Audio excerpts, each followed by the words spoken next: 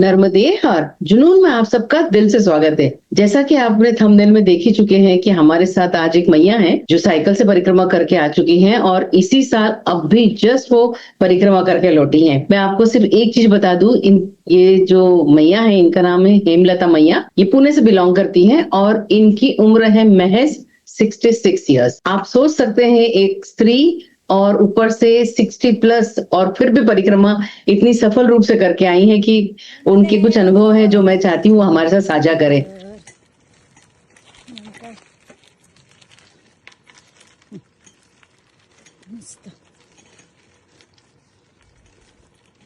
तो चलिए सबसे पहले स्वागत करते हैं हेमलता जी का।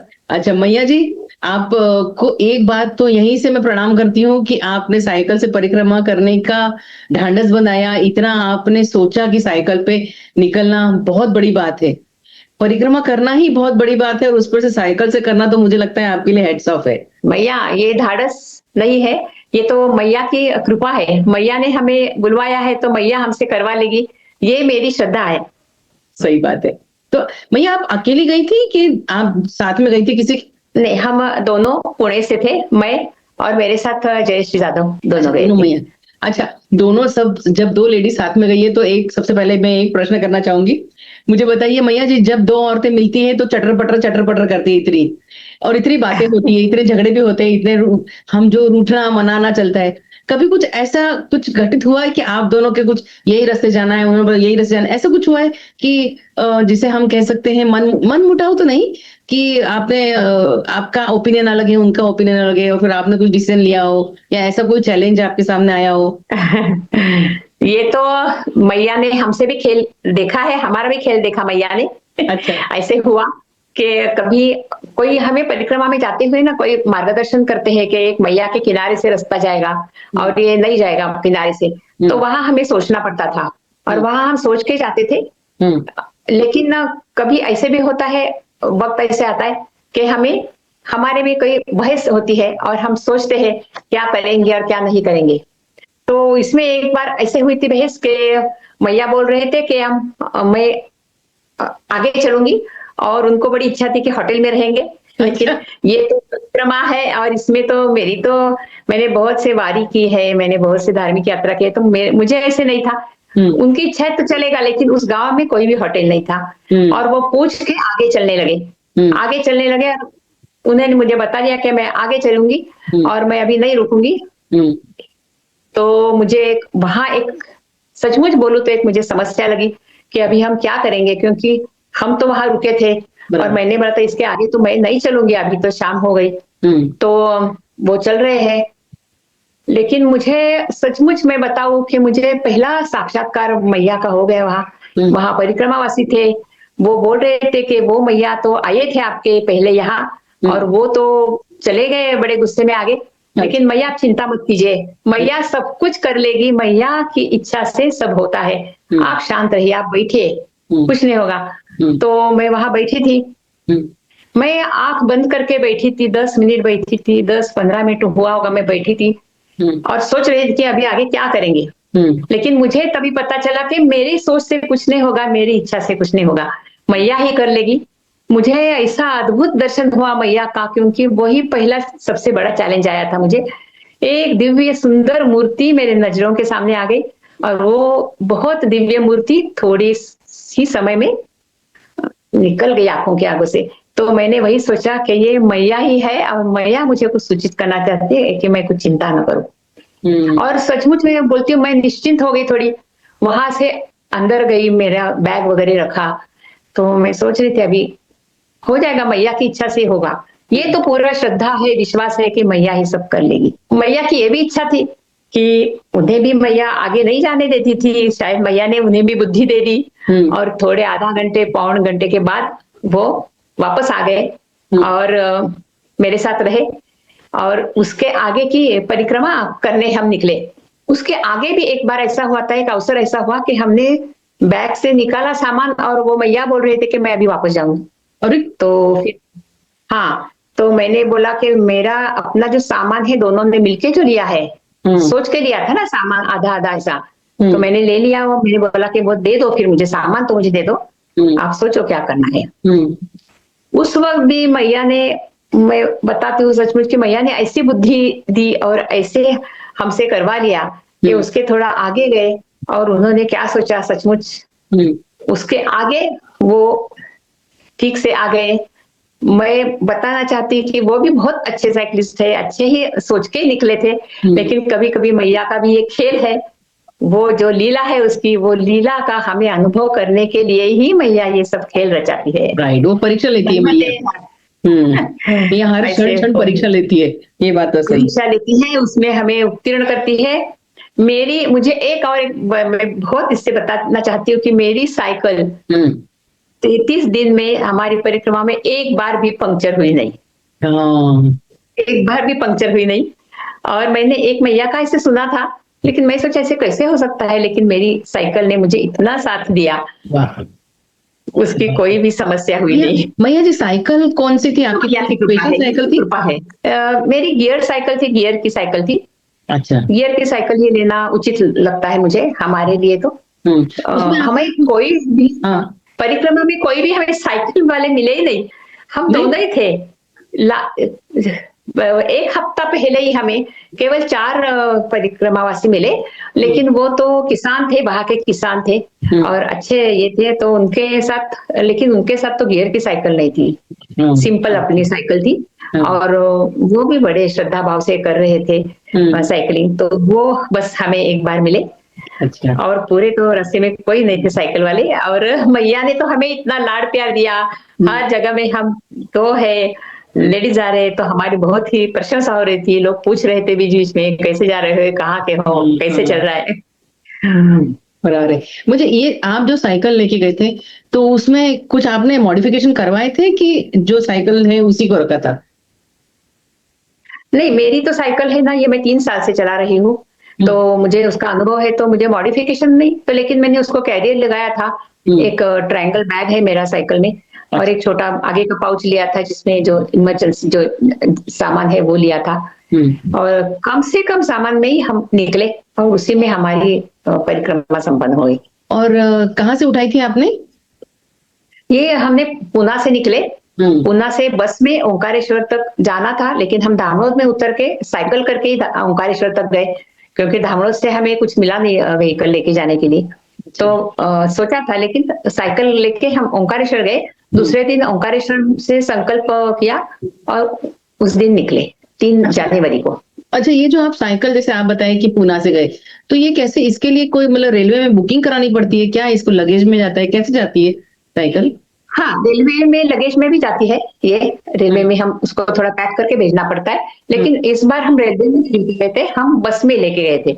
तो बस ऐसी थी कि जिसमें नीचे अपने, आजकल ऊपर डालने के लिए परमिशन तो नहीं है कोई भी लगेज, बस में नीचे जो डिक्की रहती है उसमें ही उन्होंने हमारी साइकिल एडजस्ट करके लाई थी। अच्छा। लेकिन उसके लिए हमने पहले ही बातचीत की थी, उसका भी चार्जेस देना पड़ता है, लेकिन बहुत अच्छी तरह से उन्होंने हमारी साइकिल लाई। तो आपने उसको पूरे से बबल पेपर से वगैरह रैप वगैरह करके लेके गए थे? वो डिक्की में रखे थे, तो इसके लिए उसको बबल पेपर की जरूरत नहीं थी, थोड़ा थोड़ा पैकिंग जरूरी होता है, उतना ही काफी हो गया उसके लिए। जो ट्रेन में लेके जाते हैं उसके लिए बबल पेपर रैप और उसका हैंडल सीधा करना पड़ता है, वो सब करना पड़ता है। अच्छा। लेकिन वो भी आसानी से हो सकता है। ठीक है। अच्छा, और कितने दिन में हुई आपकी पूरी परिक्रमा? कितने दिन लगे आपको? तो हमारी 33 दिन में पूरी हो गई।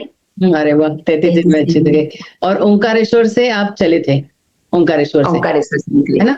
अच्छा, तो इसको जब आप ओंकारेश्वर से चले, पूरे रास्ते स्मूथ है कि कहीं कहीं बहुत दिक्कतें हैं, चैलेंजेस है, मतलब पहाड़, दरिया, पुल, ऐसा बहुत चैलेंजेस है कि सब स्मूथ है रास्ते? नहीं, रास्ते स्मूथ तो ओंकारेश्वर जहां से शुरू करते हैं वहीं से रास्ते स्मूथ नहीं है। अच्छा। लेकिन वहीं से शुरुआत होती है। अच्छा। लेकिन उसकी तो आदत है और उसकी तैयारी की थी हमने कि ऐसे होने वाला ही है।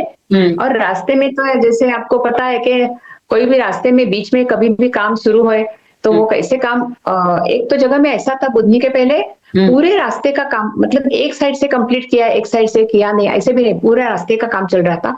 हमें कम से कम 8-10 किलोमीटर उसमें हाथ में पकड़ के लेके चलना पड़ा, और वो भी बड़े बड़े पत्थर डाले थे रास्ते में।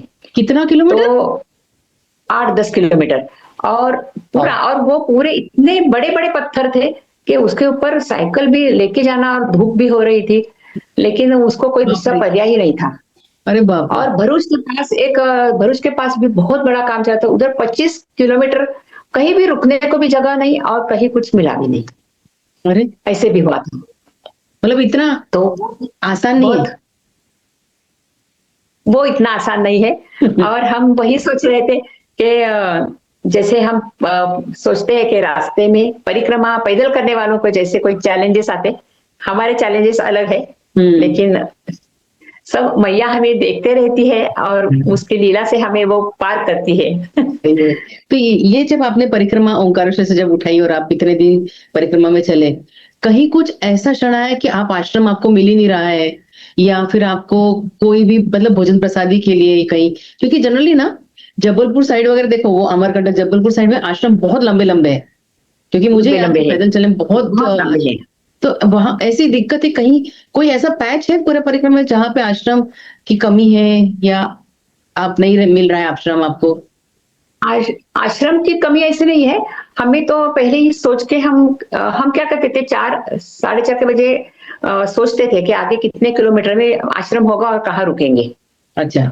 तो वो सोचते थे हम, लेकिन फिर भी ऐसा हुआ कि एक जगह में जाते जाते थोड़ा अंधेरा भी होने लगा। तो हम उस वक्त हम सोच रहे अभी कैसे, अंधेरा तो हो रहा है, रास्ते पर भी लाइट नहीं थे, तो इसमें एक कार आ गई, और वो कार में उन लड़कों ने हमें पूछा कि भैया कहाँ जा रहे, तो मैं उनका अगले आश्रम जाना है ऐसे पूछे, तो बोली बस थोड़ा ही यहाँ से, लेकिन रास्ता तो थोड़ा कठिन ये था। तो उन्होंने हमें तुरंत बताया कि हम पीछे से ना आपको लाइट देंगे अरे वाह। और आप आगे चलो। हम्म। तो हमारे पास तो टॉर्च थे, लेकिन वो काफी नहीं लग रहे थे, क्योंकि वो कैसे डिवाइडर नहीं है ना, रोड को डिवाइडर नहीं, तो आगे के व्हीकल उल्टे कैसे भी आ जाते हैं। हाँ। हाँ, तो अच्छा। इसलिए उसी वक्त ऐसे लगा कि अरे हम जो सोच रहे हैं इतने में मैया कुछ ना कुछ हमारे लिए, हमारी सुविधा के लिए कुछ व्यवस्था मैया ने बराबर करके रखी है कि वो लड़कों ने आके पूछा, और उसी रास्ते से हमें उतना वो अचोड़ के आगे चले गए। हाँ, पूरे मैया ने आपको से लाड़ लाड़ में लाया है, मुझे याद है परिक्रमा के दौरान भी हमारी आपसे बात हुई है, तो मैंने देखा है कि हर 30, 40, 50 किलोमीटर के बाद आपको हर कोई आके आपका फोटो ले रहा है, कोई वीडियो ले रहा है, कोई आपसे बात कर रहा है, कोई स्वागत कर रहा है। मैया ने पूरी लाड़ और एक परिक्रमा कराई। लाड से लेके आए। एक और बताना चाहिए एक्सपीरियंस बताती हूँ, उमरठ में हम जा रहे थे, उमरठ जाते हुए हमें पता नहीं चल रहा था कि रास्ता कैसे होगा, और हमें दिख रहा था कि और भी 20 किलोमीटर है और शाम होने लगी है। तो वहां तो कुछ भी नहीं है, पूरे ऐसे पहाड़ है, उसमें ज्यादा पेड़ भी नहीं, कोई घर भी नहीं दिखते हैं। तो ऐसे लगा कहाँ होगा आगे, आश्रम कहाँ होगा।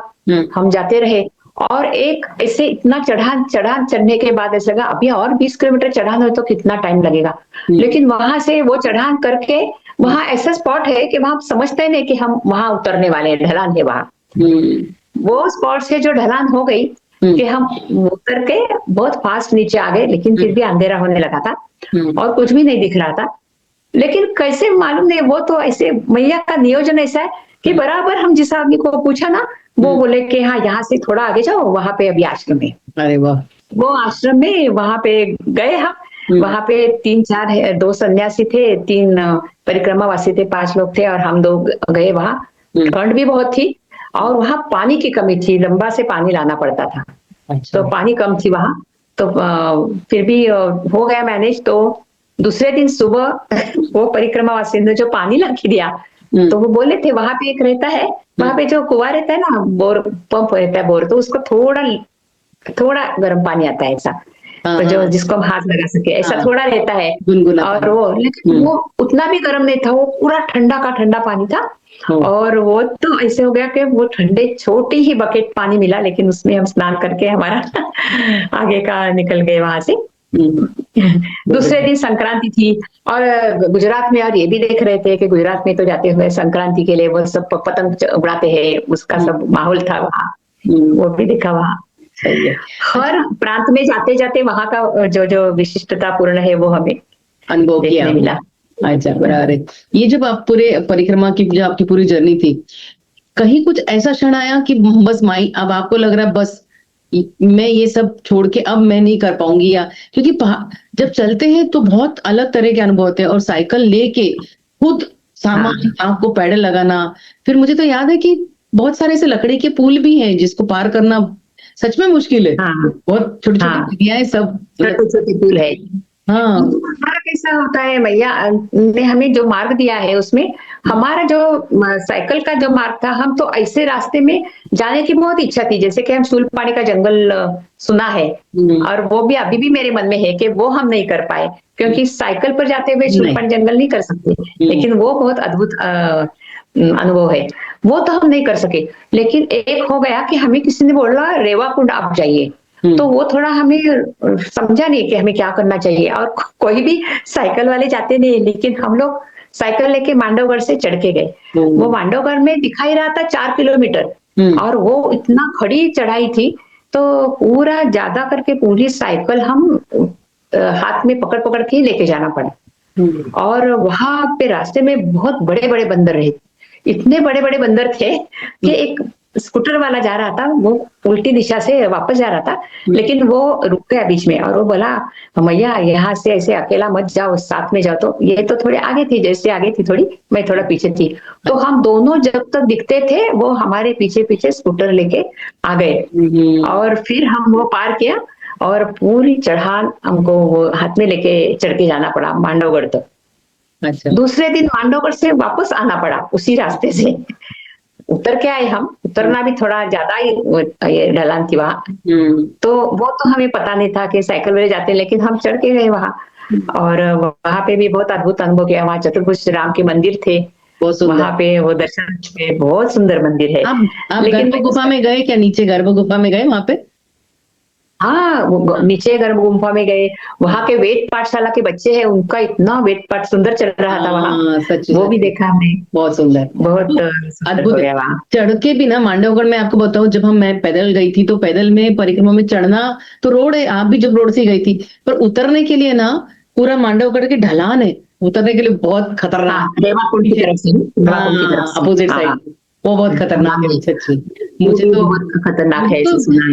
लेकिन मुझे फिर मैं तो सोचती हूँ कि कभी ऐसे हो गया कि अच्छा हो गया मैया ने हमें जो रास्ता बताया, और हम तो सोचो कि हम गलती से गए, मतलब साइकिल वाले नहीं जाते, लेकिन हम गए, लेकिन हमें तो बहुत अच्छे दर्शन हुए।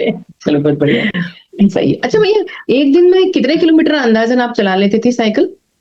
ऐसा हम कभी 70-80 होता था, कभी 100 भी हुआ।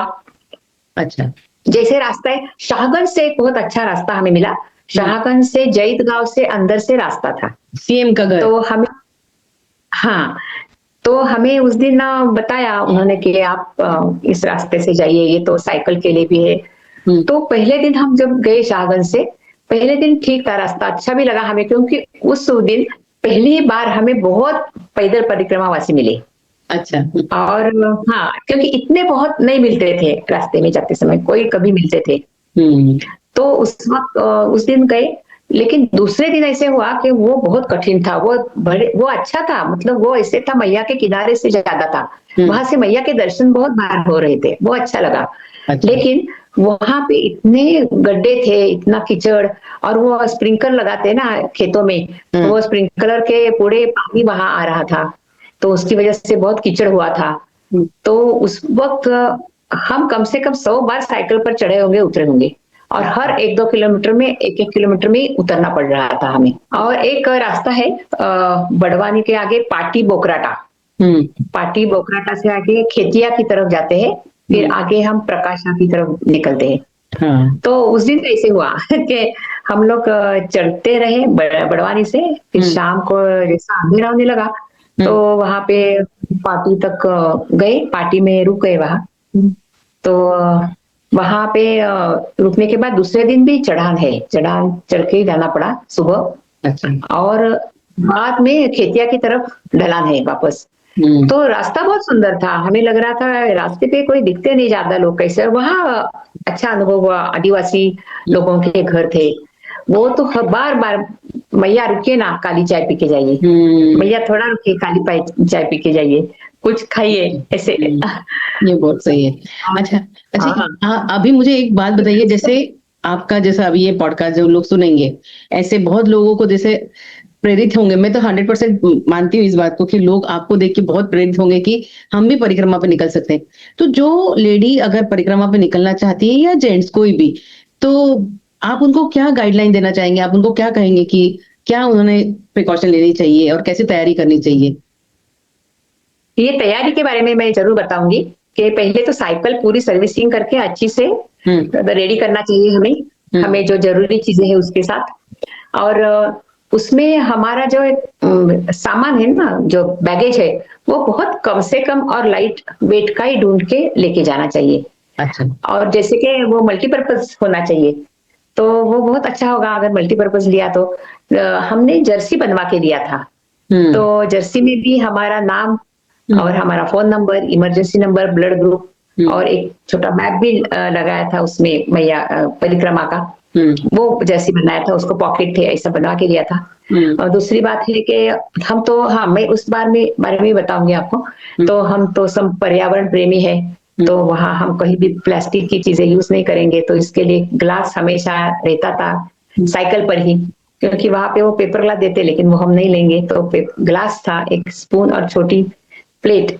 तो क्योंकि बड़ी प्लेट तो नहीं ले सकते छोटी साइकिल के इसके ऊपर। और एक कपड़े पहनना है, एक धोना है, और एक सफेद कपड़े जो लिए थे, जो वहां परिक्रमा में हमें सफेद कपड़े ही पहनना है, तो वो सफेद कपड़े एक लिए थे। और एक थोड़ा गरम वाला जर्सी पतला वाला, सॉक्स एंड हैंड ग्लोव्स, और स्लीपिंग बैग छोटा। अच्छा। क्योंकि वहाँ स्लीपिंग बैग भी लिया, लेकिन और एक बात है, वहाँ हर जगह बिस्तर और कंबल मिल जाता है हमें। हमने ऐसा अनुभव किया कि सभी जगह में हमें बिस्तर और कंबल मिल ही गया। बहुत सही। अच्छा, तो मुझे एक उसकी कोई कमी। और दूसरी बात है, हमने सोचा था कि कहीं भी हम ना वहाँ पे सोप नहीं इस्तेमाल करेंगे, पानी में जो धोएंगे। तो इसके लिए वो भी, क्योंकि हमें वहां पे एक बात मैं बताती, इसी के साथ ही अभी ड्रेन सिस्टम कुछ नहीं है। तो ऐसा लग रहा था कि हम क्यों पानी गंदा क्यों करेंगे। जैसे कि हम मैया की सेवा करना चाहते हैं, तो मैया को अच्छा रखना ही हमारा कर्तव्य है। तो हम वहां देखा कि प्लास्टिक डिस्पोजल की कोई व्यवस्था नहीं है। मुझे बहुत, मेरे मन को जैसे जैसे मैं जा रही थी, वो मेरे मन को बहुत ये लग रहा था, बुरा लग रहा था कि कोई भी व्यवस्था नहीं है प्लास्टिक डिस्पोजल की वहां। और कहीं देखा भी ऐसे कोई परिक्रमावासी भी अनजाने में करते हैं, लेकिन अनजाने में भी वो चॉकलेट का रैपर है, कोई प्लास्टिक रैपर फेंक देंगे बीच में।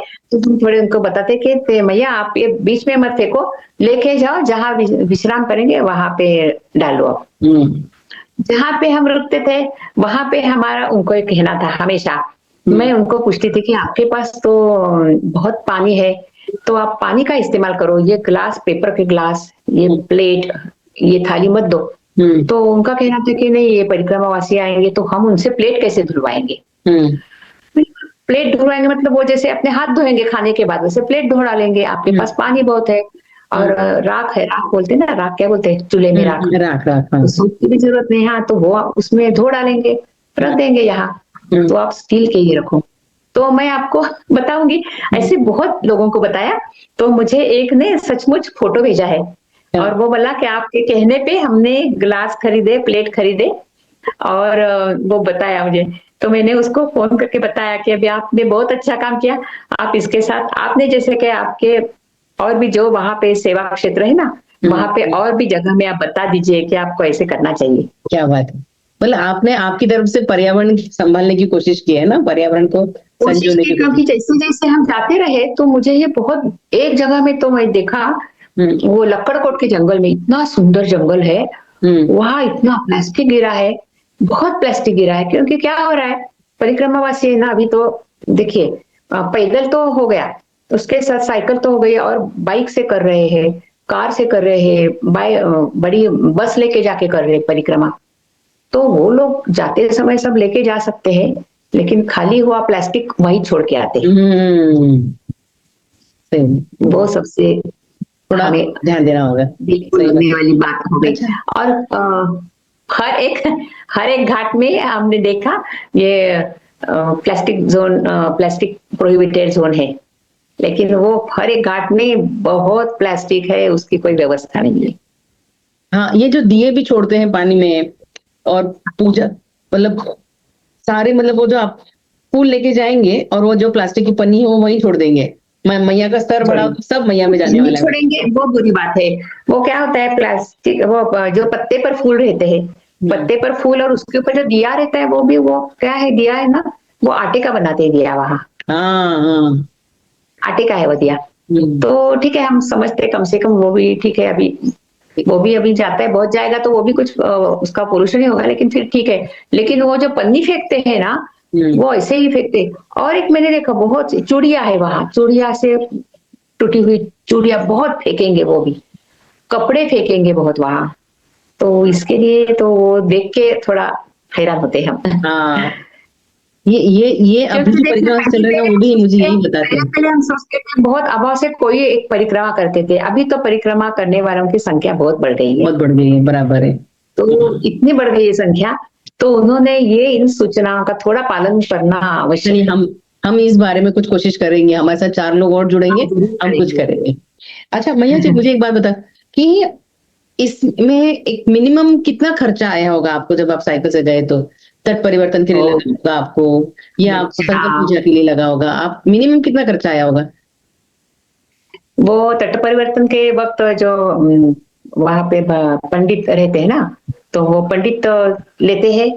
कभी हम जो जब किए थे अमरकंटक ओवरऑल में, ओवरऑल आपको कितना खर्चा आया होगा अंदाज आपके साथ? कुछ आया होगा हमें ओवरऑल, है ना, हमारा सब मिलके ऐसा 3 से 4 हजार तक, मैं ज्यादा से ज्यादा, वो भी उतना भी नहीं है मैं बोलूंगी। क्योंकि कोई जगह में, और एक मैं बताती हूँ कि पहले मैं, अभी और एक चेंज ऐसे लगता है कि जो जहाँ पे सेवा देते हैं ना हमें, तो पहले ऐसा था कि वहां पे हम उनका कुछ दे नहीं सकते, उनके उनके ऋण कैसे मुक्त होंगे। देखिए, इसके लिए ना जब परिक्रमा पूरी होगी तो ऐसे रिवाज है कि ऋण मुक्तेश्वर में जाएंगे, हाँ, वहां पे दाल चढ़ाएंगे चला, हाँ। और उसकी प्रार्थना करेंगे, हमें इनके ऋण से मुक्त कीजिए। लेकिन मैं कई जगह में ऐसे किया है कि जहाँ पे स्कैनर है उनके भी डोनेशन किया है। तो ये तो अभी सुविधा है कि जो हम वहां के वहां उनकी सेवा के लिए हम कुछ जरूर दे सकते हैं। अच्छा, मुझे एक बात बताइए, जब आप वो किया परिक्रमा पे था। निकली होंगी और मैया तो जी। क्या भैया, देखिए वो बोलते हैं ना, नर्मदे सा जीवन भर और चाय पेट भर। तो चाय तो हर जगह पूछी जाएगी, कुछ खाने के लिए चाय मिले पेट भर, वो हाँ, तो हो जाएगी। सही है। वो अच्छा, तो हो जाता है। वो तो, लेकिन कई जगह में इसे लगा कि हमें लेना पड़ेगा, क्योंकि रास्ते से तो कई जगह में नहीं था, बीच में तो कई थोड़ा सा केला ले लिया, कोई फ्रूट्स लिया, ऐसे उसका खर्चा थोड़ा हुआ था। अच्छा मैया, एक बताइए कि जब आप परिक्रमा पे, अपन कोई भी काम के लिए निकलते हैं तो हम थोड़ा उसका स्टडी करते हैं, R&D करते हैं अपन। तो आपने भी जाने के पहले कुछ थॉट दिमाग में रखा, कुछ कल्पना होगी, आपने भी कुछ सोचा होगा। तो जो रियल लाइफ और रियल लाइफ में जब आप परिक्रमा पे सच में निकले और जो आपने सोचा था, उसमें कोई तालमेल था या डिफरेंस था, या सही था? हाँ, उसमें ऐसे होता है कि हम सोच के निकलते हैं, क्योंकि हम पहले पढ़ते हैं, हम्म उसके बारे में पढ़ते हैं, जानकारी लेते हैं। हम्म तो मैंने तो विशेषतः मैंने भारती ठाकुर के पुस्तक पढ़े थे, नर्मदा परिक्रमा के, हम्म और उससे ही प्रेरित हुई थी। लेकिन मैंने जब सोचा कि जाएंगे साइकिल पे, हम्म तो उस वक्त मुझे ऐसे लगा था। और जब हम घर के सबको छोड़ के जा रहे हैं, तो वो भी एक हमें चैलेंज है हम्म, कि सबको घर की छोड़ के जा रहे हैं।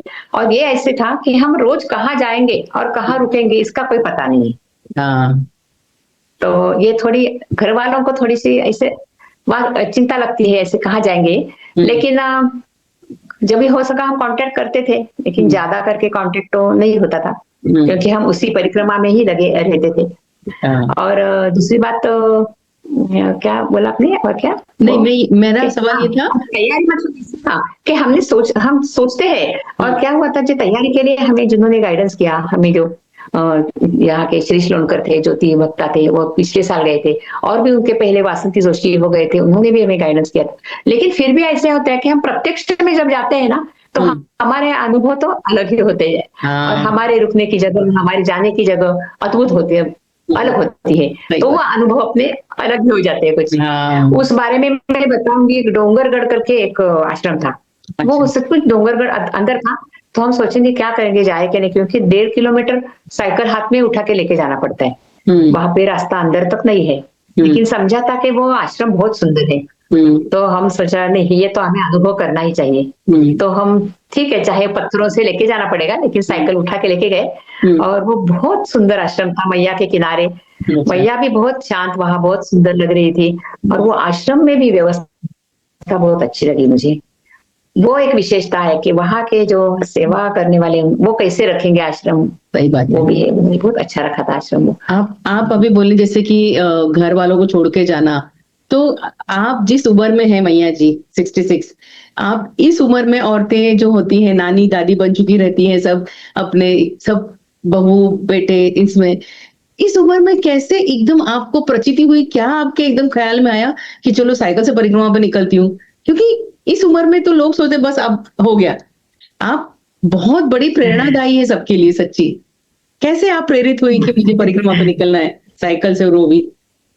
नहीं, ये तो प्रेरणा मतलब कैसे हुआ था, जाना है एक बार।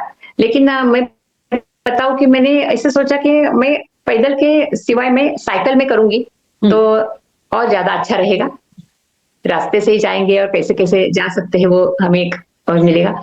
तो प्रेरणा ऐसे हुई थी कि हमने सोचा था कि वहां जाएंगे तो मैया का सानिध्य में बहुत उसके आशीर्वाद पाने के लिए हमें खुद जाके अनुभव लेना है, पढ़ के सुन के होने वाला नहीं है ये। तो इसके लिए उस विचार से ही मैंने परिक्रमा के बारे में सोचा, उसकी तैयारी की। और ये तो है कि बच्चे हैं, पोते हैं, वो तो सब है, लेकिन ये जो हम करेंगे तो ये तो उनके लिए भी प्रेरणा ही है। सही है, बहुत सुंदर है ना, ये भी सही प्रेरणा है, उनके लिए भी है। सच है। और जो मैं सोच रही कि मुझे ऐसे लग रहा है कि ये जो इसकी यात्रा है ना, ये यात्रा खत्म, ये तो यात्रा हो गई, परिक्रमा तो हो गई, इसके बाद अपनी अंतर्गत यात्रा और भी शुरू होती है कि इसके आगे हम और क्या करेंगे। केवल यहाँ परिक्रमा करके ये पूरी होने वाली नहीं है, इसके आगे हमारी सोच अभी चल रही है। सही है। परिक्रमा यानी परिक्रमा खत्म होना नहीं है, वो अविरल बहने वाली जैसी मैया है वैसे अविरल चलने वाली ये परिक्रमा है ना? अखंड है वो, अखंड है। सही है, बहुत सुंदर।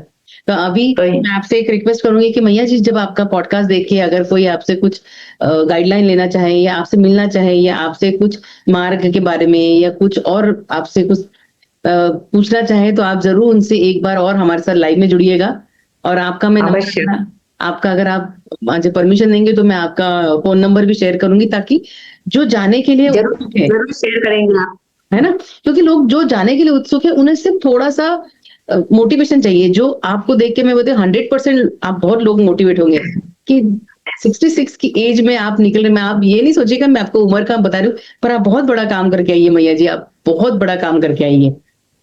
ये तो काम तो हम करके आए, तो मैया ने करके लिया है, लेकिन इसी के लिए हम वही, ये भी एक सेवा का ही भाग है कि और किसी को कोई जानकारी चाहिए तो हम वो जानकारी अवश्य देंगे, ये उसकी भी सेवा है ना?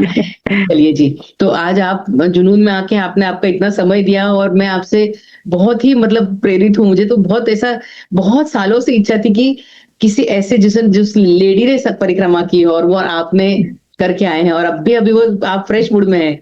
बहुत सुंदर, बहुत अच्छे आपके। अच्छा लगा, एक हफ्ते से पहले ही आए हम, इसके लिए बहुत अच्छा लगा। धन्यवाद। चलिए, आप ऐसे ही सबको गाइड करते रहिए, कभी किसी को कुछ लगेगा कमेंट में तो आप जरूर बताइए, तो हम अगले किसी लाइव में जुड़ेंगे ताकि आप उनसे रूबरू होके बात कर सके कि उन्हें अगर कोई, क्योंकि अभी तो बहुत समय है अगले निकलने के लिए, तो अगले पॉडकास्ट में हम आपके साथ लाइव जुड़ेंगे। जरूर जुड़ेंगे, जरूर जरूर जुड़ेंगे। चलिए, नर्मदे हर। नर्मदे हर। तो देखा आपने मैया के पास कितना कुछ है बताने के लिए। तो मैं आप सबसे ये रिक्वेस्ट करूंगी कि मैया जी के पास बहुत सारा खजाना है, पर मेरे पास अभी एक पॉडकास्ट में क्या क्या उनसे ले पाऊं, तो किसी दिन मैं उनके साथ लाइव रखूंगी। और मैं आशा करती हूँ कि आप जब मैं लाइव रखूंगी आप उनके साथ जरूर जुड़िए। कुछ आपके प्रश्न होंगे साइकिल को लेके, परिक्रमा को लेके, किसी और चीज को लेके, आप जरूर पूछिए ताकि हम उनसे और कुछ जान पाए। और मुझे ऐसा लगता है जैसे मैया ने कितनी सुंदर बात कही है कि हम पर्यावरण को किस तरह से हम चाहते हैं अपनी खुशी के लिए, पर हम पर्यावरण को दूषित करके आते हैं। तो जो मैया ने अपना संकल्प लिया, जो काम मैया ने हमको एक शब्दों के थ्रू बताया, हम चाहते हैं हम सब जुड़ के एक परिक्रमा को स्वच्छ परिक्रमावासी और एक अच्छा सा मैया को यही अपनी तरफ से अर्पण करें कि हम पर्यावरण खराब ना करें। तो चलिए, बस इतनी खुशी की अच्छी से नोट पे मैं आप सबसे यही कहूंगी कि आप अगर चैनल पे नए हैं तो उसको जरूर सब्सक्राइब कीजिए और लाइक शेयर कमेंट करना बिल्कुल ना भूलें। और अगले वीडियो तक नर्मदे हर।